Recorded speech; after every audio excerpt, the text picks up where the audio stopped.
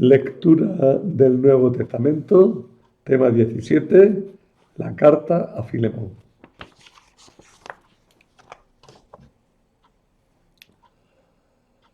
Buenos días, buenas tardes. Me dicen que diga también buenas noches, porque algunos estudian ya en la noche. Bueno, de todas maneras, hoy es día de Andalucía, día 28 de febrero, y mientras que el mundo está en silencio. Y hoy además pues no podemos tener clase presencial, sin embargo mantengo esta clase por, por telemática, ¿no? Por vídeo.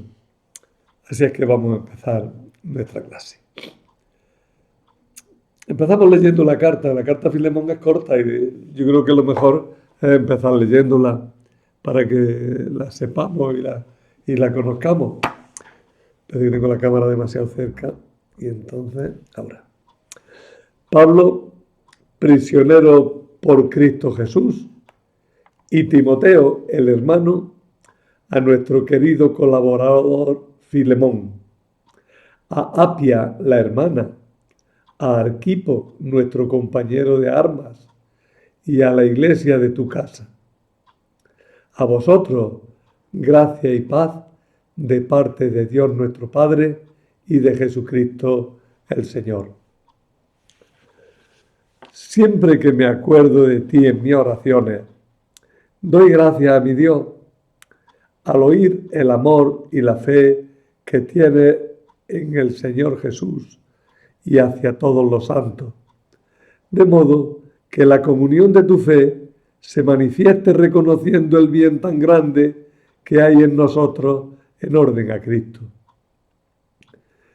Pues he experimentado gran gozo y consuelo por tu amor, hermano, ya que gracias a ti los corazones de los santos han encontrado alivio. Por eso, aunque tengo plena libertad en Cristo para indicarte lo que conviene hacer, prefiero apelar a tu caridad.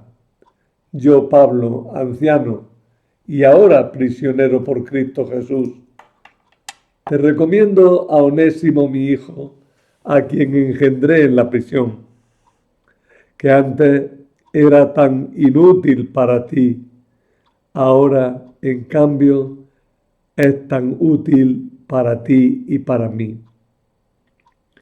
Te lo envío como a mi hijo.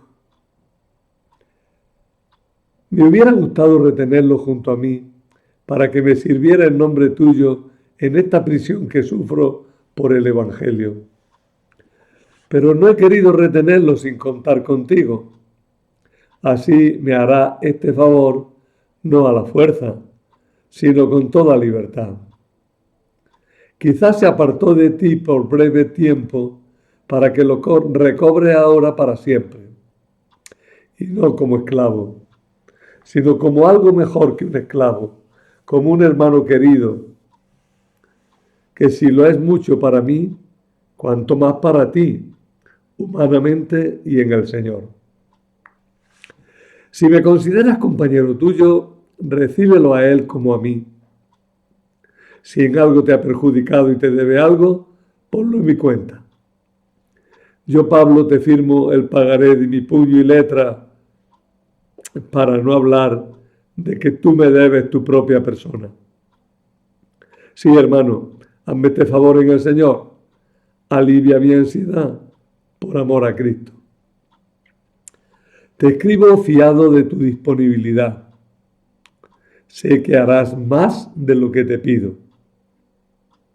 Otra cosa, prepárame hospedaje, pues gracias a vuestras oraciones espero saludaros. Te saludan Epafras, compañero de prisión por Cristo Jesús, Marcos, Aristarco, Demas y Lucas, mis colaboradores. La gracia del Señor Jesucristo esté con vuestro espíritu. Amén. Esa es la carta. Muy bonita, ¿verdad? ¿Qué personaje hay? Vamos a empezar por los personajes. Tiene muchísimos personajes. Para una carta tan corta, cita por lo menos, así citar, uno, dos, tres, cuatro, cinco, seis, siete, ocho, nueve, por lo menos 10 personas cita. ¿Quiénes son todas las personajes que hay aquí? Bueno, el primero Pablo, prisionero de Cristo Jesús. Digo el nombre y cómo se llama a sí mismo. O sea, cuál es el mote que se añade. Pablo, prisionero de Cristo Jesús, que estaba con toda probabilidad preso en Éfeso. Onésimo era un esclavo que había huido. Onésimo, ya lo he dicho. Timoteo, el hermano, colaborador constante de Pablo.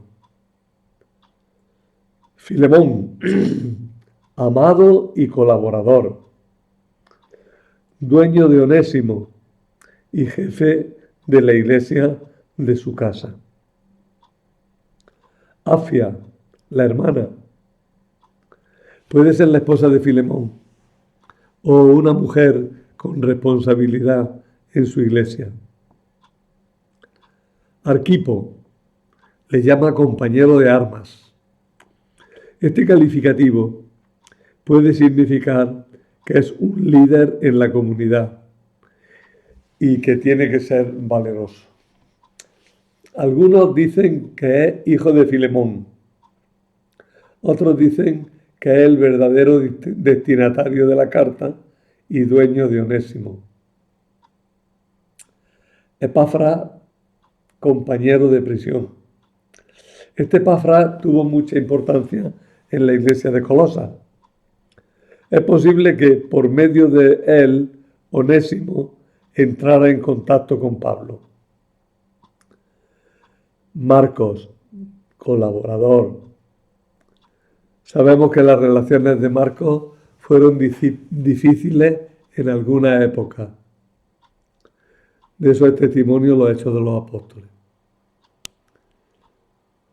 Aristarco, otro colaborador. Se le nombra varias veces en relación con Pablo. Era de Macedonia. Demas, otro colaborador más. Parece que posteriormente abandonó a Pablo y tal vez la misma fe. Lucas, aquí aparece también como colaborador. Es el querido médico que siempre acompañó a Pablo. Bueno, esos son los personajes.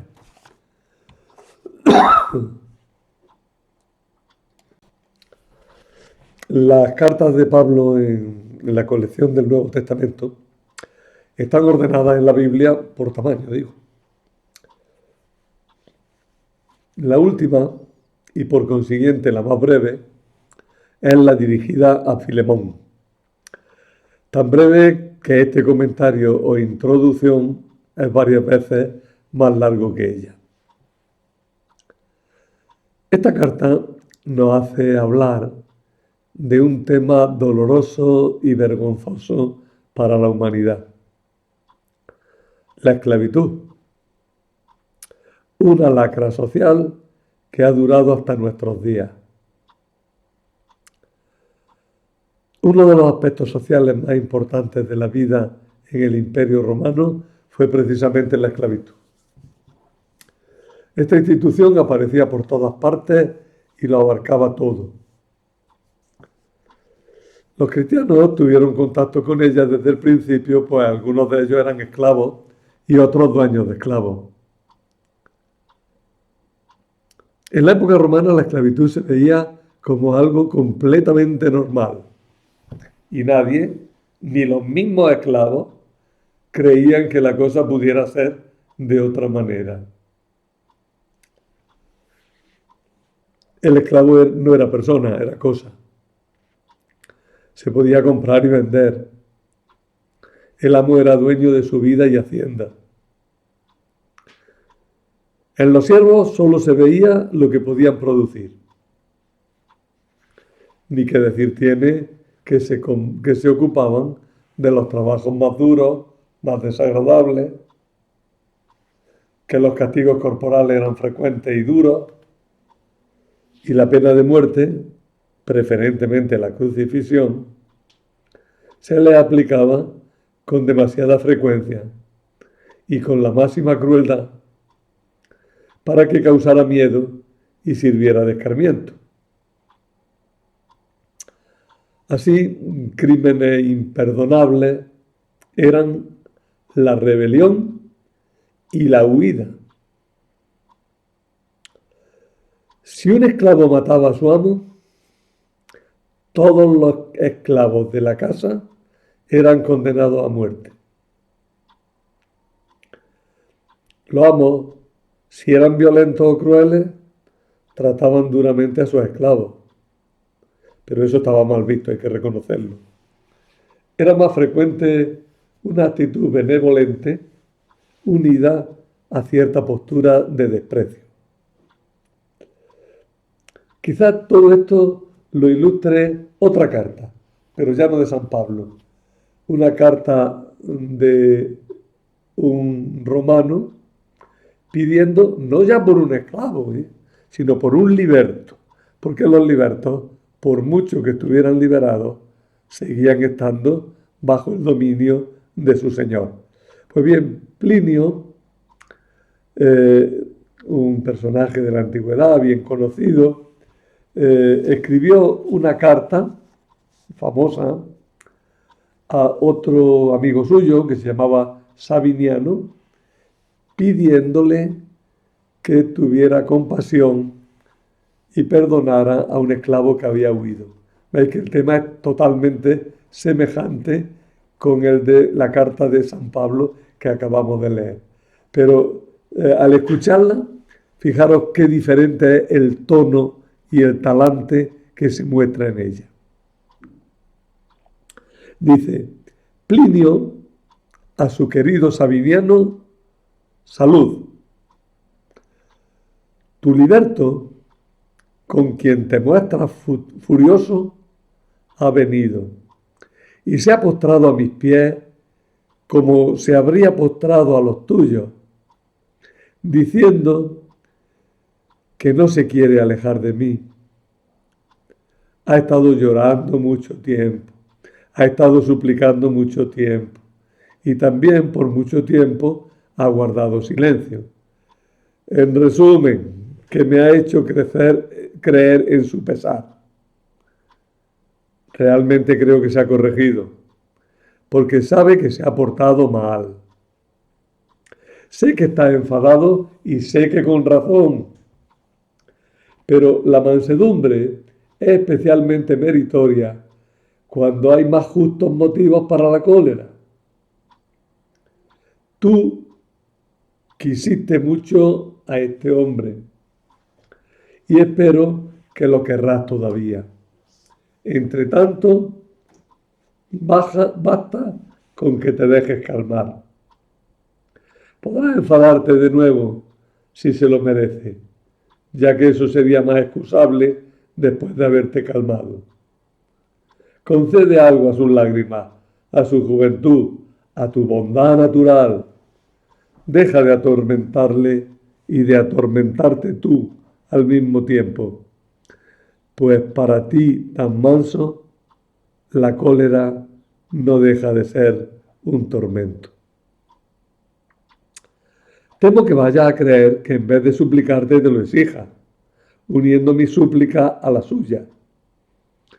Pero las uniré con tanta mayor abundancia cuanto que le he reprendido con la mayor energía y severidad, larga y abundantemente, amenazándole sin rodeo, con no intervenir ya nunca en su favor.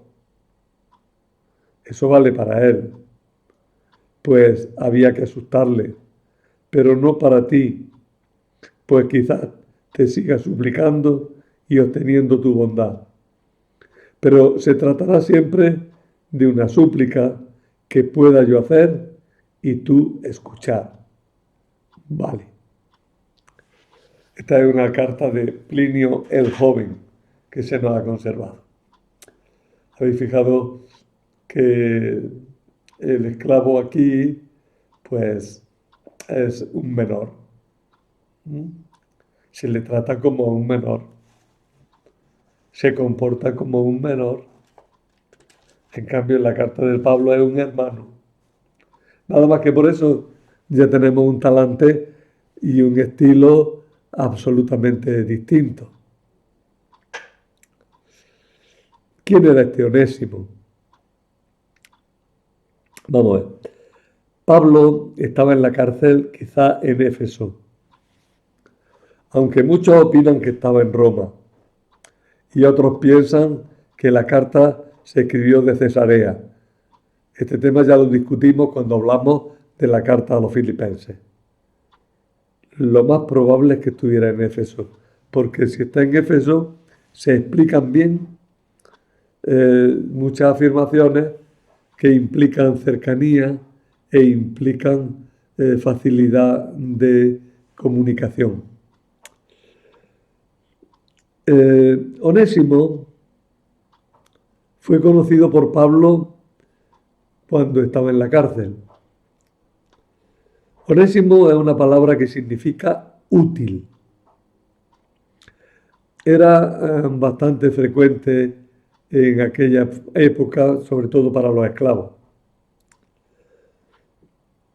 Pablo lo convirtió al cristianismo y lo bautizó, por eso dice que es su hijo. Es fácil que el muchacho acudiera a Éfeso en busca de un santuario donde lograr asilo y evitar ser capturado por los escuadrones que buscaban esclavos fugitivos. Con su huida, al huir, Onésimo le había causado a su amo un perjuicio económico. Y además quizás le había robado algo para poder mantenerse en el camino. Todo lo que llevara en realidad era de su amo, porque el esclavo no tiene derecho a tener nada según aquella mentalidad. Por eso todo esclavo fugitivo era de por sí un ladrón. Su misma persona no le pertenecía al otro y se la estaba robando al otro. Pablo se enteró de toda la aventura, quizá por informe de ese Epafras que aparece también en la carta. Y entonces vio con sorpresa que conocía al amo que se llamaba Filemón. Bueno, ¿quién era este Filemón? Filemón era un cristiano, eso aparece claro en toda la carta. También parece que convertido por Pablo. Pero Pablo lo trata aquí no como hijo, sino como colaborador. Casi seguro que porque era el dirigente de la comunidad cristiana y la comunidad cristiana se reunía en su casa. Es decir, que era algo así como el párroco de una pequeña iglesia. Tened en cuenta que hasta Constantino los cristianos no tuvieron grandes edificios propios.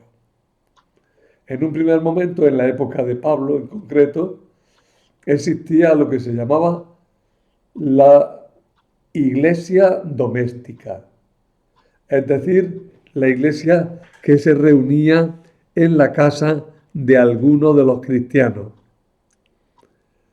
Por tanto, la iglesia no tenía locales propios, sino que tenía los locales de sus fieles. Y los fieles se reunían en casa de alguno de ellos que por tener más medios, pues tenía también más capacidad para reunir en su casa a gente. Luego más adelante, los cristianos empezaron a comprar casas. Era lo que se llamaba la casa de la iglesia. La domus ecclesiae, la casa de la iglesia. Compraban casas que ya no eran de un particular, sino de la iglesia. Pero seguían siendo casas como las que había alrededor. No eran distinguibles fácilmente. Si alguno de nosotros va a Colosas o a Éfeso por medio de un transporte en el tiempo, ¿eh? Y busca una iglesia en la época de San Pablo, pues no encontrará ninguna. Si es cristiano, como somos cristianos, intentaremos adivinar por algún detalle si alguna persona con la que tenemos contacto es cristiana. Y bueno, dándole muchas explicaciones, le preguntaremos que dónde se reúnen y entonces te indicará que se reúnen en la casa de alguno de los cristianos. Pero si ya lo haces un par de siglos después, pues te pasará algo parecido. Verás que hay más cristianos y que se les conoce fácilmente, pero tampoco encontrarás iglesia. Tendrás que preguntarle dónde os reunís y entonces te llevará a una casa de la iglesia, a una casa que sirve para las reuniones de la iglesia. Fue ya en tiempos de Constantino cuando las casas de la iglesia empezaron a ser basílicas, que es un concepto distinto. La basílica es un edificio público que sirve para muchos públicos. ¿eh? Es una casa que sirve, pues entre los romanos servía la basílica, servía para juicios, servía para conferencias, servía para reuniones, servía para el culto, servía para un montón de cosas, para todo lo que tuviera carácter público. Entonces las primeras iglesias cristianas fueron basílicas, que servían para todas las cosas que fueran necesarias para la iglesia, pues las primeras iglesias, ya digo, eran basílicas ya en tiempos de Constantino. Antes no. Bueno, perdona este inciso, pero que tengáis claro eso, ¿no? Y en el primer tiempo, vuelvo a Filemón, pues Filemón, aunque estaba casado y tenía hijos, pero debía ser como el párroco, bueno, lo que había el párroco, ya que reunía a la gente en su casa. El caso es que quizá por tener un puesto de cierta influencia en la administración de la ciudad y también influencia entre los mismos cristianos, sabía poner paz entre los cristianos. Y por eso podía sentirse solidario con Pablo, que esperaba estar pronto libre y poder ir a alojarse en su casa. Quizá vivía en Colosas, pero no lo sabemos. Si la carta a los colosenses es auténtica de Pablo, Filemón es ciertamente de Colosas. Pero no tenemos una constancia total de estas cosas. Vamos, cualquiera que lea la carta, que conozca un poco a San Pablo y el ambiente de San Pablo, tiene que decir, mira, esto es bastante claro que Filemón es de Colosas. Pero es bastante claro, no es totalmente claro. Bueno, en la situación en la que estaba Pablo, en la que tenía allí a Onésimo, que no sabía qué hacer con él, era un esclavo fugitivo, y si lo mantenía allí no podía dar muchas explicaciones, pues podía haber complicarse la vida tanto para Onésimo como para el mismo Pablo, que podía aparecer como encubridor de delitos. Entonces Pablo decide escribir una carta de recomendación para que Onésimo pudiese volver sin riesgo a su casa. Llevando esa carta, Onésimo, y poniéndose en camino hacia Colosas, si lo pillaba algún escuadrón o algo, podría decir, oye, que yo ya estoy tratos con mi amo, que mi amo y yo ya estamos en trato. O sea, podía liberarse.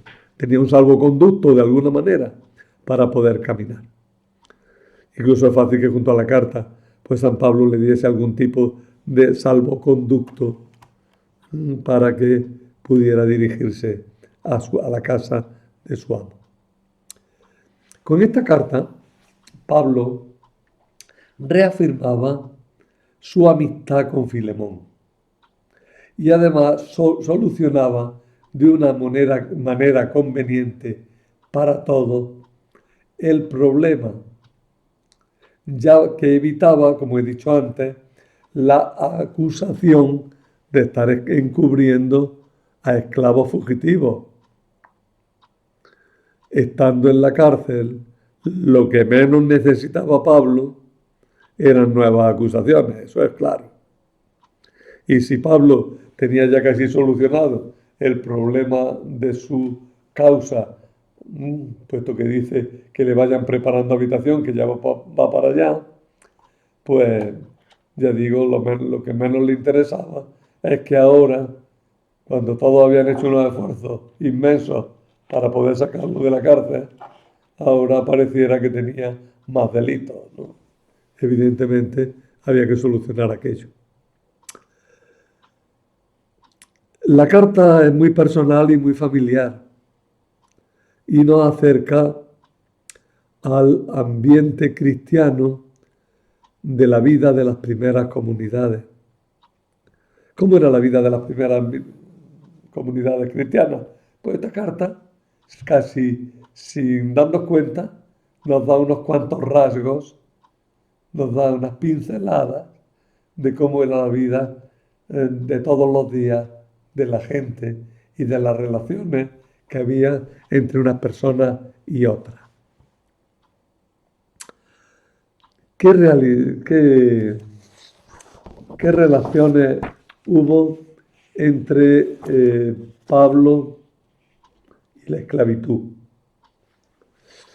Muchos de hoy día, muchos de nosotros decimos, ¿y por qué no protesta Pablo contra la institución de la esclavitud, denunciándola como algo brutal e inicuo?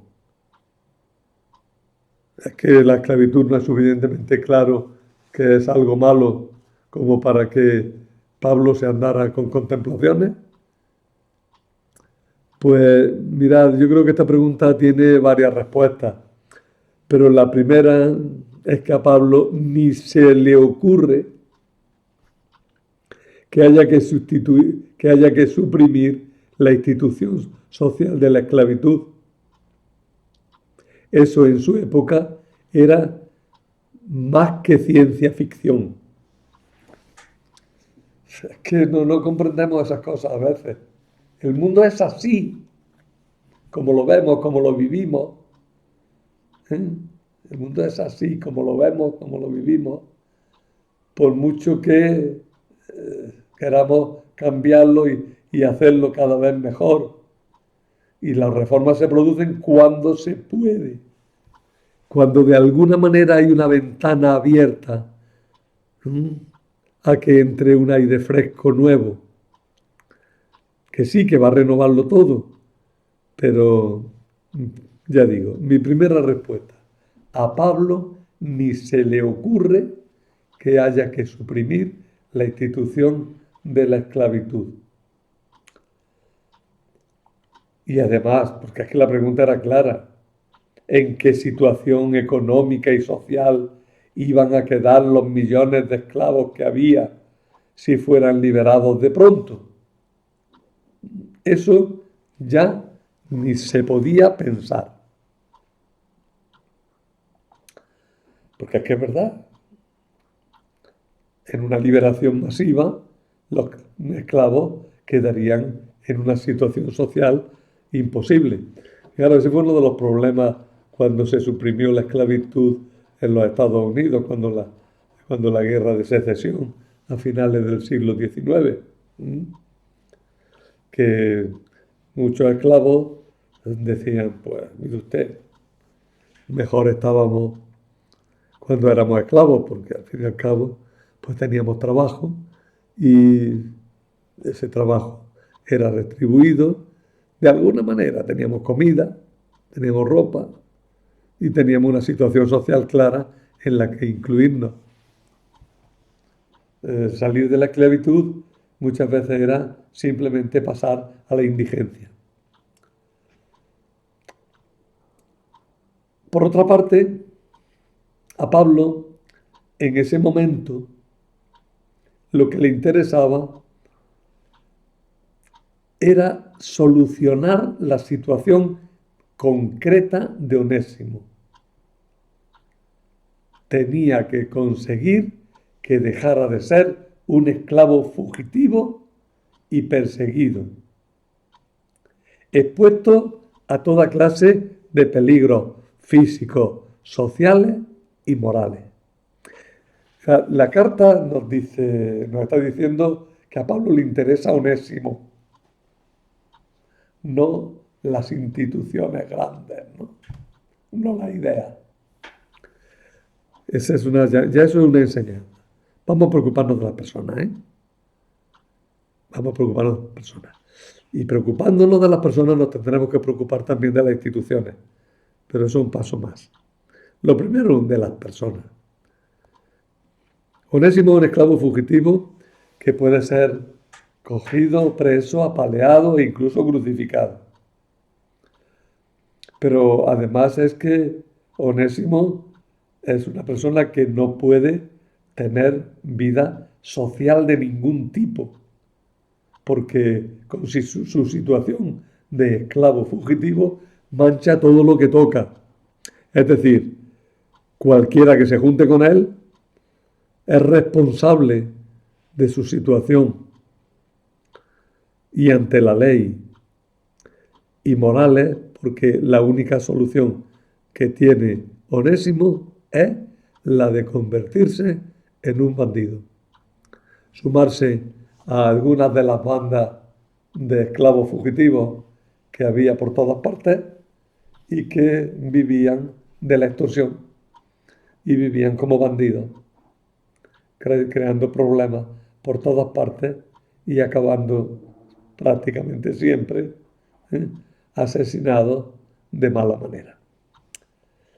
No estoy haciendo una apología de la esclavitud, sino una apología de la actitud de Pablo, que en una situación concreta tiene que ocuparse de una persona concreta y que va a buscar la mejor solución posible para esa persona concreta.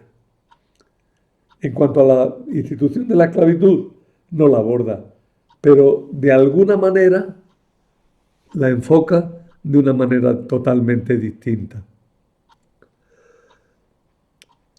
Para Onésimo, ninguna familia mejor que la familia de la que había huido, la de Filemón. Allí era conocido, allí era valorado, allí tenía trabajo, allí tenía situación y la huida había sido una estupidez que si todos llegaban a un acuerdo, pues se miraría como un disparate que se había solucionado.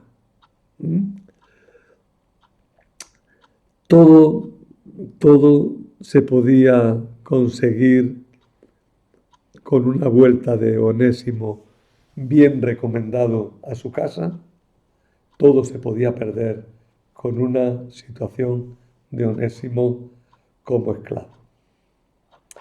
No servían las teorías sobre la libertad, que hubieran irritado al amo y lo habría predispuesto no solo contra Pablo, sino contra el mismo esclavo. Fijaros, hay en el Quijote un capítulo muy conocido, que es cuando un amo, porque al final es una situación prácticamente de esclavitud, cuando un amo está azotando a un muchacho, se llama Andresillo, y porque ha hecho no sé qué tratada. Y llega por allí entonces Don Quijote y claro, quiere poner solución a las cosas.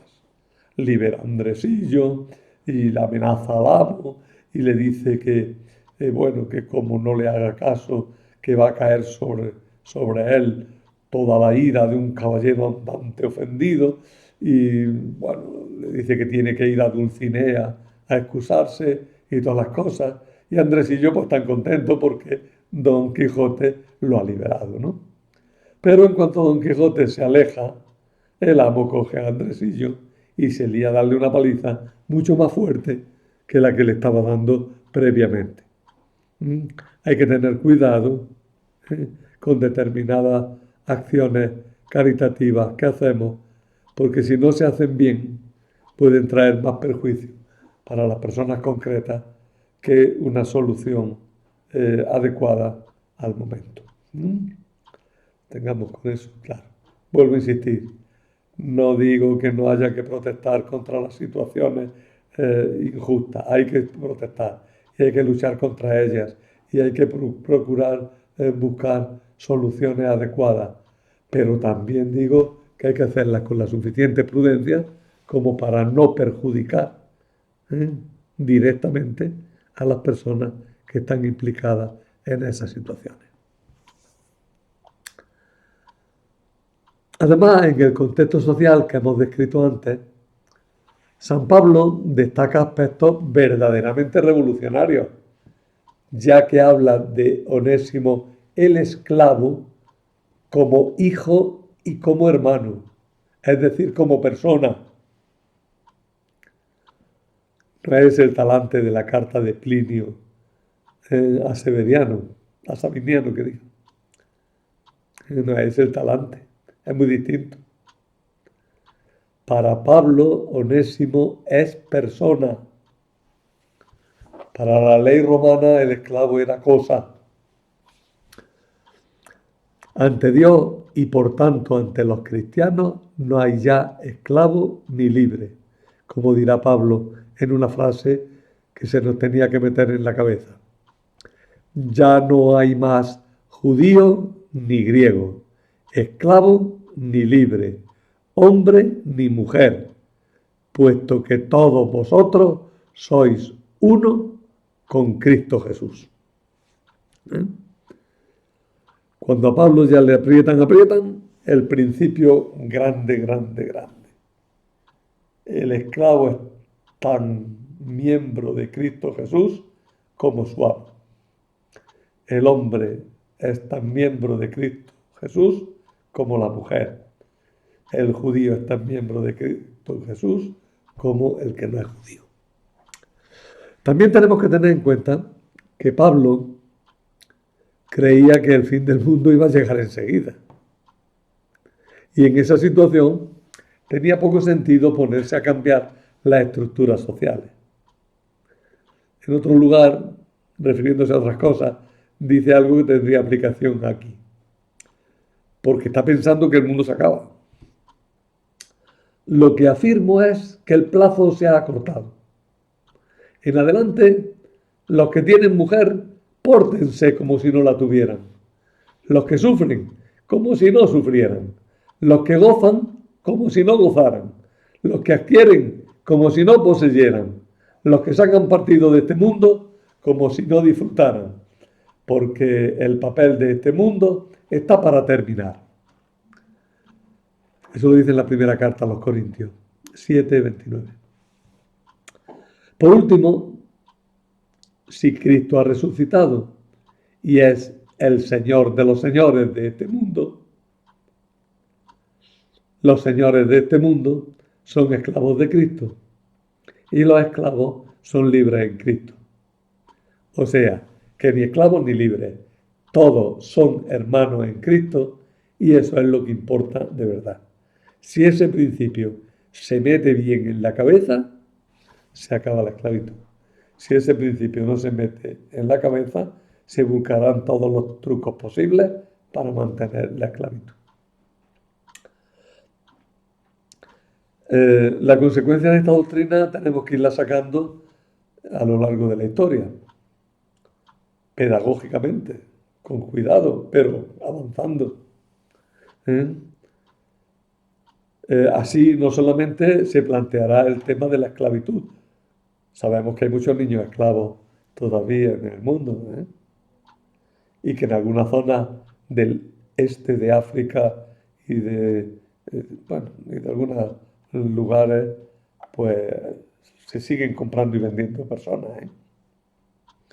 No hace mucho vi un reportaje del sur de Marruecos, donde la esclavitud está totalmente prohibida, no existe, las leyes lo tienen clarísimo, pero el reportero se mete en un mercado y empieza a hablar de la compraventa de animales y empieza a decir, bueno, que antiguamente pues también se compraban y vendían personas. Y me fijé en la cara de guasa que ponían los que estaban allí, ¿eh? Diciendo, sí, sí, antiguamente también se compraban personas. Y como diciendo, y ahora también, que eres tonto y no te enteras. La esclavitud sigue siendo una realidad y una realidad contra la que hay que luchar y contra la que poner todos los medios posibles porque ya estamos en un mundo en el que no puede tener lugar. Pero a la par que se lucha, tengamos cuidado con las personas, ¿no? Recordad, por ejemplo, también una santa que la celebramos hace poco, Santa Josefina Bajita, una niña que la esclavizan de pequeñita y que pudo librarse pues gracias a que unos italianos la compraron. Es verdad que estos italianos en el fondo la seguían considerando como una esclava, pero cuando llegó a Italia y las cosas estuvieron favorables, la niña dijo, mire usted, señorita, aquí en Italia no hay esclavos y yo me meto a monja porque quiero. Y dejó a la señora y se metió a monja, ¿no? Pero claro, fijaros que hubo que cambiar mucho las situaciones. Eh, por último, como última respuesta, si Cristo ha resucitado, ya le he dicho, si Cristo ha resucitado y es el Señor, los señores de este mundo son esclavos de Cristo y los esclavos son libres en Cristo. Todos son hermanos en Cristo y eso es lo que importa de verdad. Las consecuencias de esta doctrina tenemos que sacarlas lentamente a lo largo de la historia. Así no solamente se planteará el tema de la esclavitud, sino el de las relaciones laborales y económicas en las empresas, del puesto de la mujer en la sociedad y en la misma iglesia, el de los derechos de los inmigrantes, el de las relaciones entre el norte y el sur, el de las relaciones entre las culturas. Fijaros, este capítulo lo escribí hace 2 o 3 años, todo este trozo. Y me doy cuenta que hoy ya hay que plantear un poco distinto algunas cosas de las que he estado diciendo, ¿eh? Los movimientos de liberación feministas, por ejemplo, han avanzado muchísimo, hasta puntos en los que habría que discutir muchas más cosas, ¿eh? Estos planteamientos hay que hacerlos tranquilos y bien, ¿eh? De forma que se logre una auténtica igualdad de derechos humanos, ¿eh? Y una igualdad, ¿eh? Que realmente solucione los problemas y que realmente no cree una constante frustración y problemas más agudos de los que en ocasiones había. Una lucha mal llevada puede producir graves problemas. ¿Mm? Y lo digo claramente. Tenemos que preguntarnos, ¿por qué la abominable violencia machista es todavía tan fuerte y tan violenta? Y muchas veces da la impresión de que incluso se han superado o se están superando cotas que se creía que estaban superadas hace unos años. Es una pregunta que nos la tenemos que hacer. Se trata de que no haya violencia machista, no de que peguemos voces diciendo que los maltratadores son muy malos. Eso ya lo sabemos y lo sabemos muy bien, ¿eh? Y lo que hay que conseguir es que no haya violencia machista. Lo que hay que tener cuidado es de no incitar a que la haya, llevando mal la lucha. Hay que llevar la lucha, claro que hay que llevar la lucha. El cómo es lo que hay que discutir muchas veces. Pero es que, caramba, hay gente que dice, hay que llevar la lucha como a ellos les parece. Y llevarla de otra manera, pues está mal. Y usted vamos a hablar. ¿eh? Para luchar contra el maltrato, para luchar contra las diferencias injustas, para luchar contra las desigualdades. Vamos a luchar contra todo eso. Pero vamos a hacerlo bien, ¿eh? Una pregunta que podríamos decir. ¿Por qué se ha conservado esta carta que tiene un talante más bien privado? ¿Por qué se ha conservado como palabra de Dios en el Nuevo Testamento? Bueno, pues en primer lugar porque no es una carta estrictamente privada. Ya hemos visto que hay muchas personas implicadas. 10 nombres hemos visto. Incluso se saluda a una iglesia doméstica en su conjunto. Podemos, por tanto, hablar de una carta apostólica, de una carta enviada por un apóstol.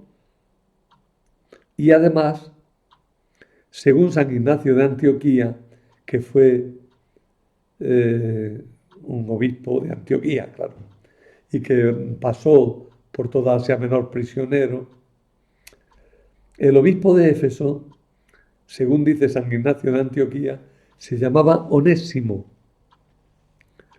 Si este Onésimo era el esclavo de la carta, las cosas pudieron ser así. Ciencia ficción, pero bueno, una hipótesis. Filemón liberó a Onésimo y se lo envió de nuevo a Pablo. Veis que toda la carta a Pablo le está pidiendo de alguna manera que Filemón le mande a Onésimo a Pablo para que le ayude.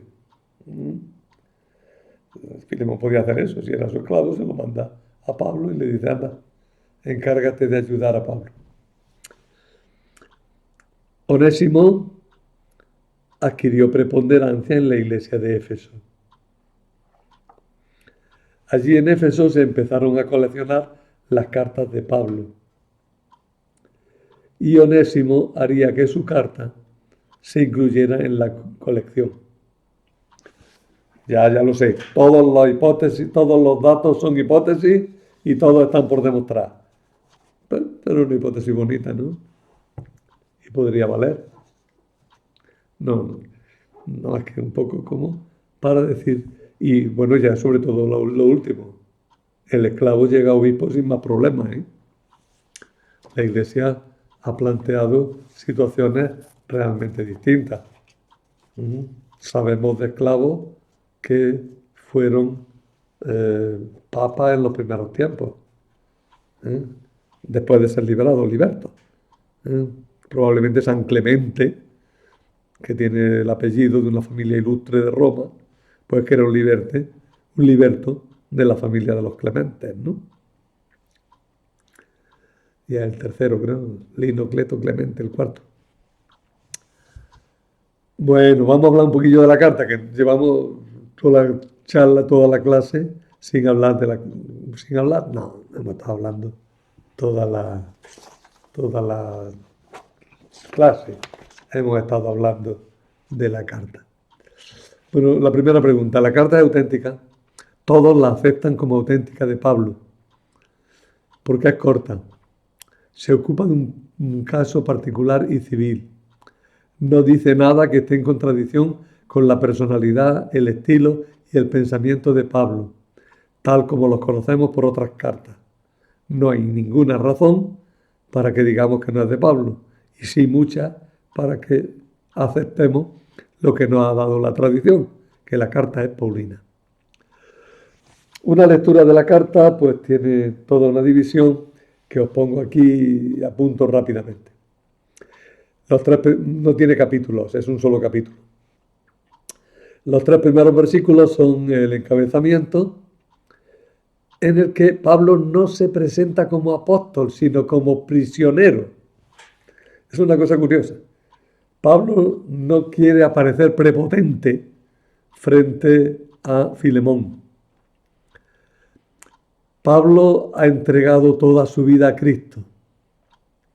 Se hace recomendar por Timoteo, por Afia y por Arquipo, y además de los otros cristianos que acuden a misa allí en la casa de Filemón. Acude a las de la Legión de María para que recomienden a Onésimo. Algunos dicen que Apfia es la esposa de Filemón y Arquipo es hijo de Filemón, pero ya dije al principio que no está demostrado. Los versos 4 al 7 son una acción de gracias. Pablo da gracias por la fe y el amor de Filemón a Cristo y pide que esas virtudes se hagan eficaces en la práctica. Es una captatio benevolencia. Se trata de captar la benevolencia de Filemón y llevarlo suavemente al objetivo de la carta. Es que mire sonriendo a Onésimo y le diga, mira que eres desastre. Anda, que Pablo te recomienda, anda y déjalo.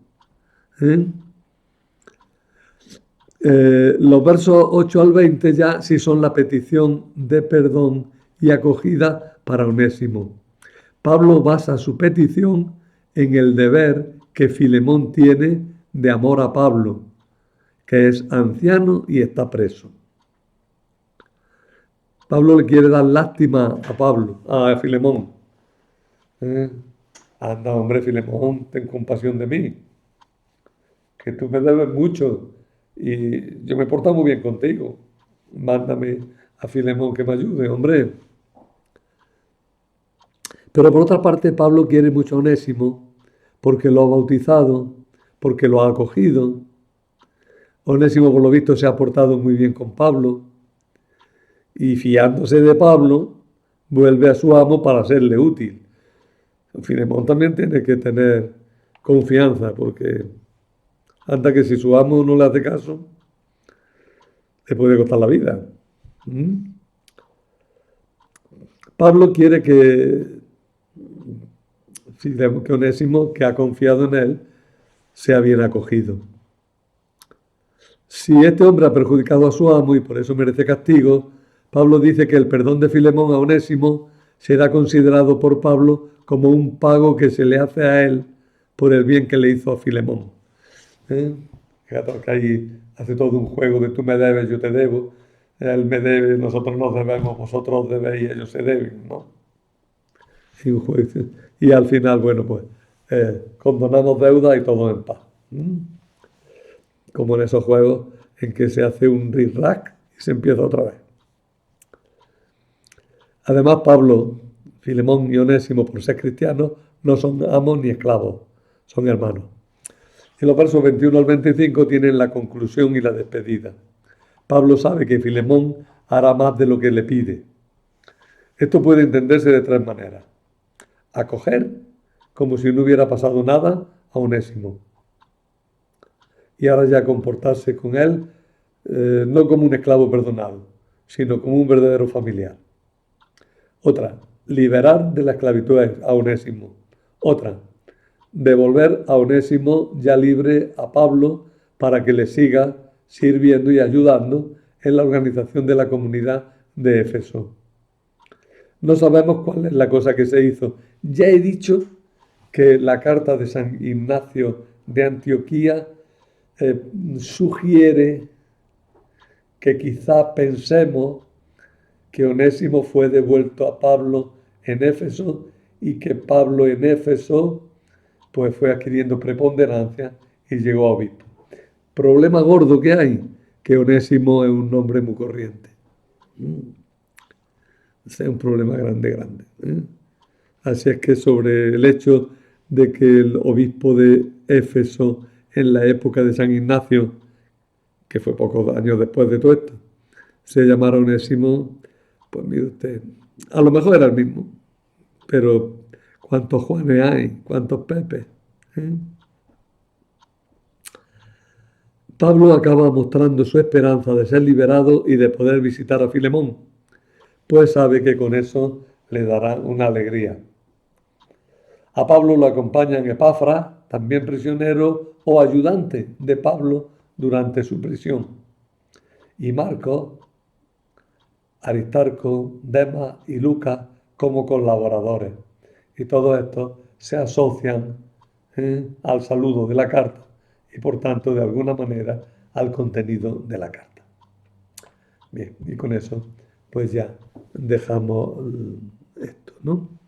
Os sugiero que leáis los Salmos 122 y 132, ¿eh? Que ya apuntan que tenemos que tratarnos como hermanos. El próximo día voy a empezar con la carta a los romanos, a la que le voy a dedicar 3 capítulos, 3 clases. Leeros los 4 primeros capítulos de la carta. A primera vista parece muy rara, pero si os fijáis despacito, veréis que no es tan rara. Está diciendo cosas que se entienden la mar de bien si no vas con prejuicio, ¿eh? Lee lo que pone. Y si lees lo que pone, y sin prejuicios y sin querer decir, esto que me lo expliquen, sino que te lo vas explicando sencillamente, lo entenderás.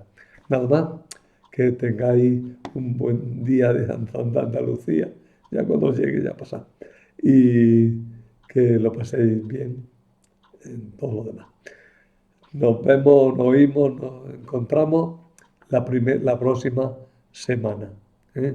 El día 7, para los que vienen a clase presencial, sí hay clase presencial.